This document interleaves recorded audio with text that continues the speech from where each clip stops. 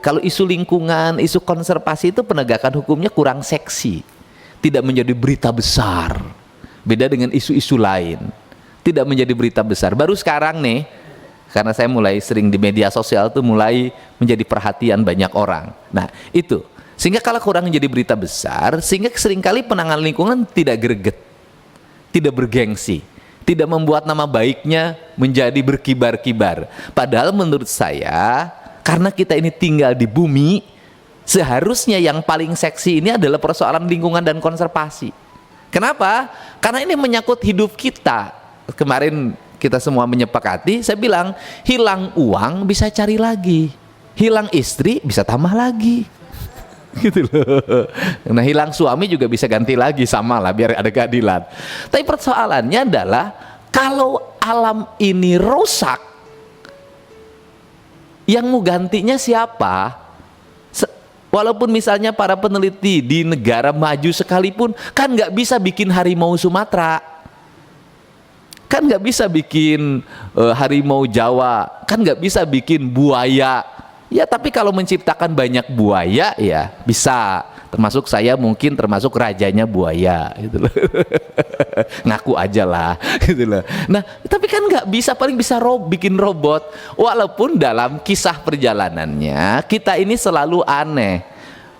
Ini bahasa Indonesianya harus segera dibenahi deh. Selalu menimpakan hal-hal buruk menjadi perilaku binatang. Orang kawin tanpa nikah dibilangnya kumpul kebo, gitu loh. Itu kan membuat stigma. Terus kemudian hidupnya bodoh, otak kebo. Gimana, orang kebo itu memang standarnya begitu gitu loh. Kumpul kebo lah. Saya bilang kebo itu justru hasratnya itu sangat diatur, saya lihat. Walaupun telanjang pasangannya, kan tidak setiap waktu gitu loh. Ada waktunya. Kemudian ganti-ganti, banyak pacarnya ganti-ganti perempuan, disebutnya buaya darat gitu loh. Padahal katanya kan buaya adalah makhluk yang paling setia pada pasangannya. Terus kemudian nggak tahu malu, disebutnya muka badak. Ya, setahu saya badak tuh pemalu kan? Ya, setahu saya nggak tahu malu disebutnya muka badak. Nah ini kan membuat stigma bahwa hewan-hewan ini menjadi penimpaan karakteristik buruk manusia gitu. Padahal hewan memang sudah ditakdirkan oleh Allah hidup pada karakternya. Kan kebayang kalau kebo pinter, nanti kebo suruh kerja itu keliling-keliling bajak sawah, dia protes. Kenapa? Panganannya nggak cukup, nggak sesuai dengan upah minimum. Bahaya juga gitu loh. Badak misalnya, kalau muka badak kan kebayang itu semua penjaga taman nasional diseruduk aja, nggak takut sama manusia, kan bahaya. Nah kan gitu loh. Nah bayangin aja kalau misalnya sifat buaya itu adalah ganti-ganti pasangan, sudah kebayang kan, buaya kerjanya kawin tiap hari, ganti-ganti pasangan, kan semuanya ada koridornya. Nah Tuhan sudah mentakdirkan itu. Stigma itu membuat kesayangan kita, kecintaan pada lingkungan rendah. Itu yang pertama. Yang kedua, sistematika ajaran, Mbak.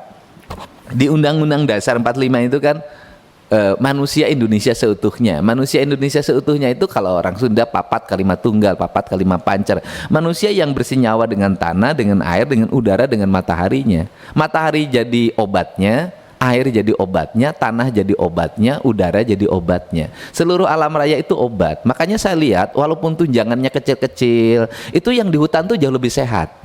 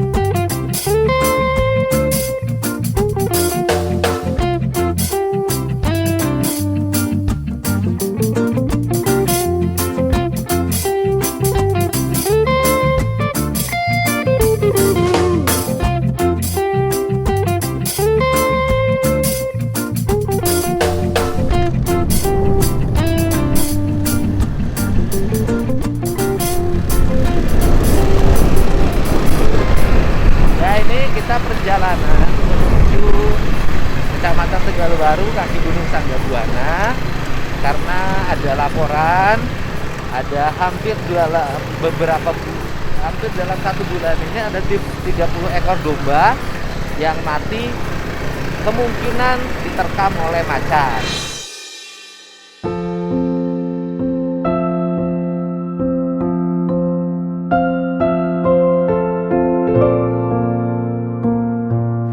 Sehingga saya akan ke sana untuk memastikan kejadian tersebut, dan paling utama meminta untuk tidak melukai, menembak, atau berburu pada macan tersebut, apalagi memberi racun pada kambingnya. Karena kalau kambingnya diberi racun, nanti macannya mati malah tambah parah. Ya, ini mungkin bisa jadi habitat Sanggabuananya mengalami gangguan. Nah, suplai kebutuhan makanannya kurang terpenuhi sehingga harus turun ke kampung. Bisa jadi warga agak merambah ke Sanggabuana sehingga terganggu habitatnya. Kita menuju lokasi Sanggabuana, perjalanan di rumah kurang lebih 1,5 jam.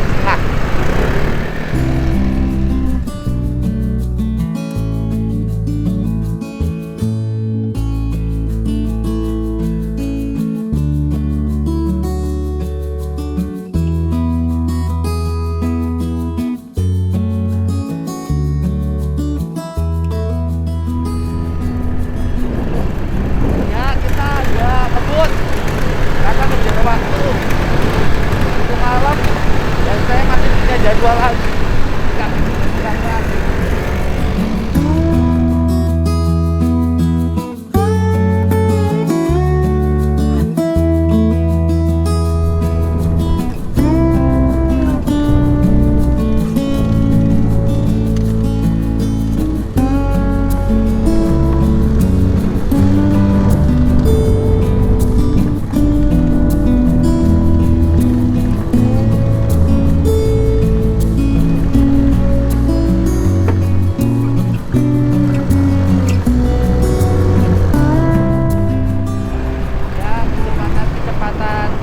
Penanganan seperti ini mesti dilakukan karena keterlambatan penanganan akan berdampak pada rusaknya habitat. Warga pasti marah, nanti macannya dicari, ditembak. Macan juga nanti marah, nyari manusia yang nembaknya, bunuh lagi. Karena rata-rata macan atau harimau itu memiliki dendam yang kuat manakala disakiti, tetapi memiliki sifat penyayang manakala dia disayangi. Banyak cerita-cerita tentang harimau yang berucap terima kasih pada manusia atas pertolongan manusia terhadap kesulitan yang dialaminya. Banyak juga cerita harimau yang mencari pembunuh anaknya, sampai satu-satu dia bunuh karena dendam yang dimiliki. Harmoni hubungan yang harus dibangun, yang paling utama adalah manusia jangan terus merambah areal yang menjadi habitatnya macan atau harimau. Ini yang ingin saya lakukan berdasarkan kemampuan yang saya miliki. Yuk kita jalan lagi.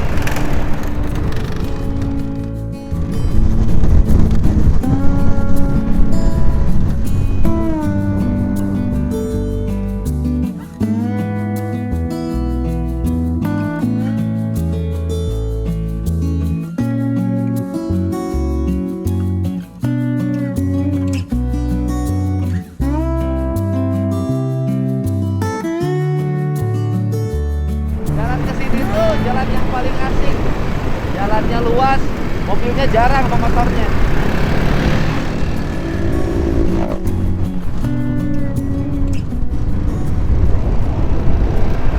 Pemandangannya indah, nyaris tanpa polusi, asik banget. Makanya saya seneng kalau ada kegiatan di daerah sini.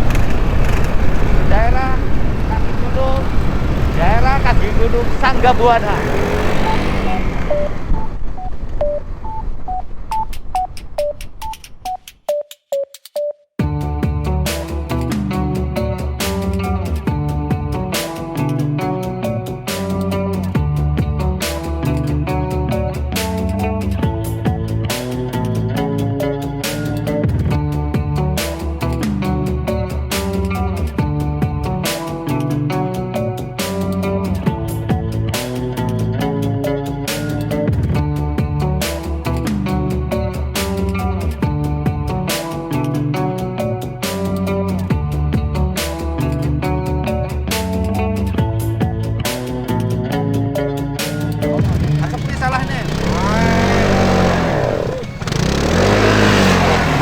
Ini banyak yang camping nih. Ada yang senam. Wah. Tapi danaunya sudah mulai tanda-tanda eceng gondok. Mudah-mudahan PJT-nya peka. Udah banyak orang yang camping. Ya, kita jalan lagi.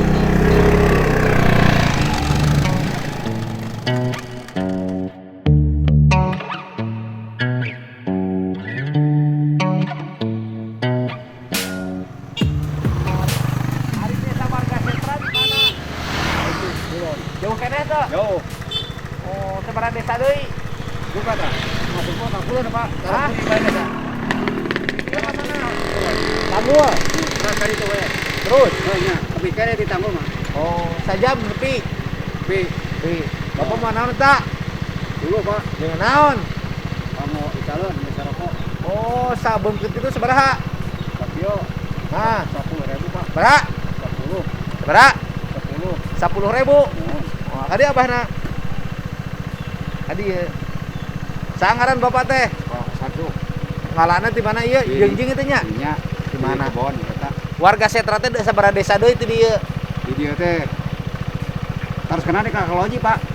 Oh, kalau jiheula. Mon. Jadi kalau jiheula Mon. ti loji ka karek. Nya narus kene di loji. Berarti jauh keneh. Lumayan.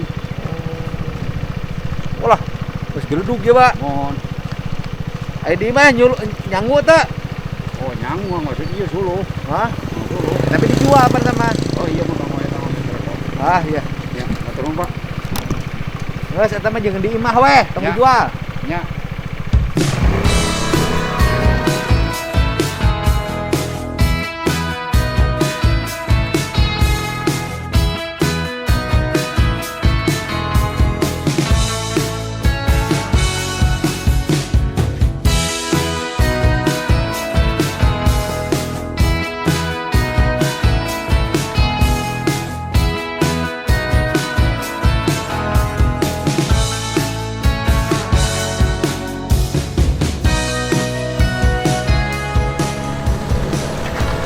Itu gunung-gunungnya bagus-bagus. Tangga Buana. Kaki-kaki gunungnya banyak-banyak. Kita menuju petani yang kambingnya, dombanya diterkam oleh macan. Jalannya sudah mulai direkam.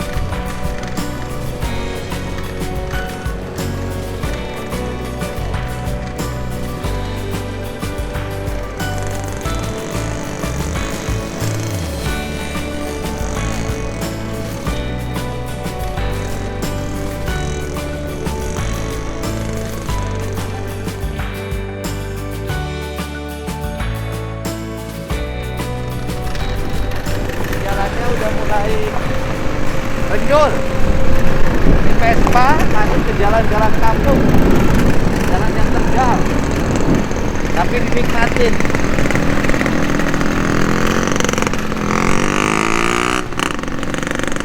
Menuju kampung di kaki gunung. Suasana sore, langitnya sudah mulai gelap.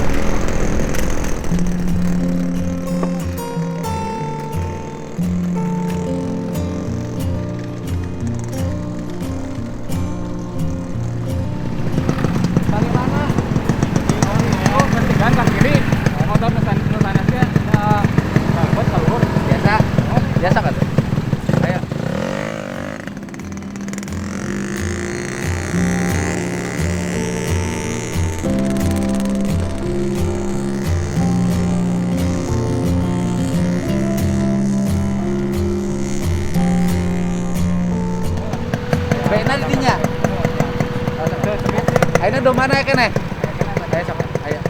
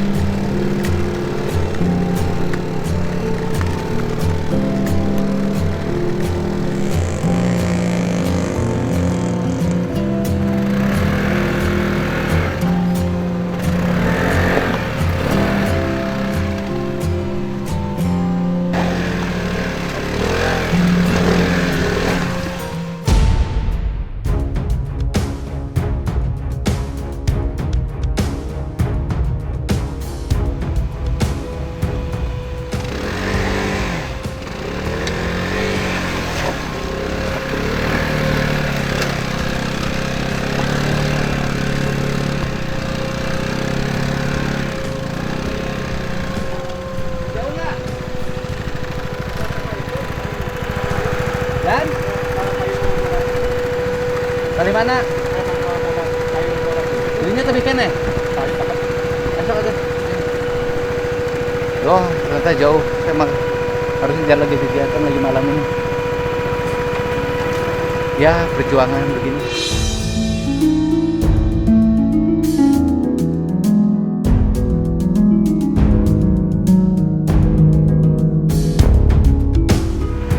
Dan kira nggak begini, kalau tahu begini saya pakai motor tinggi.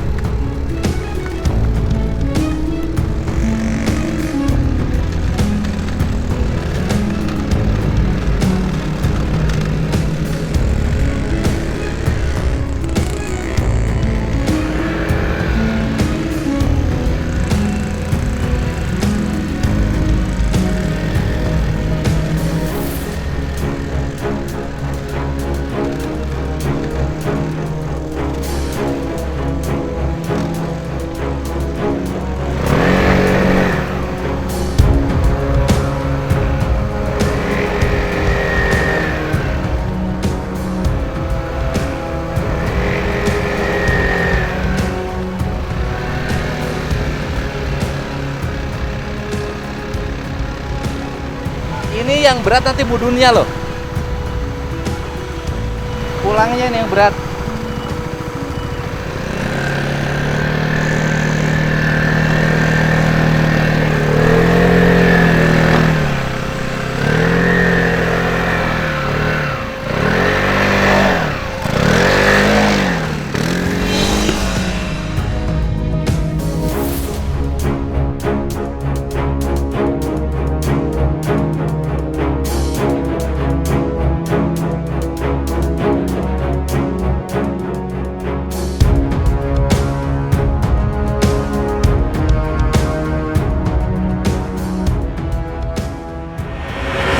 Ini sih bukan salah macan, salah orang. Kenapa melihara kambing di sini? Karena ini bukan kampung, bukan untuk manusia.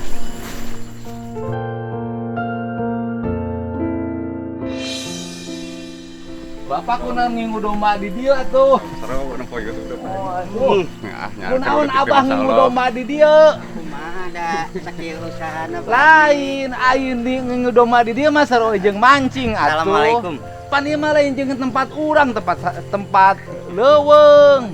Abah sare di dia geus biasa. Biasa. Pernah papanggihan teu? Amun eta mah sok suara-suara mah aya gitu. Biasa mendengar suara apa? Suara harimau Kumaha di sadana? hanya biasa au. Suka denger? Ngadengar. Pan kapungkur mah abdi mah keur zaman di Cicau. Om, Ya, suka denger suka dengar. suara harimau. Heeh. Tadinya mau dikubur. Nanti mau dikubur di mana? Di sini aja. Oh, sini di Tinggal bawah. gali, tinggal nurunin. Ah, dia dikasih racun ini. Kalau kasih racun nanti dimakan mati macannya.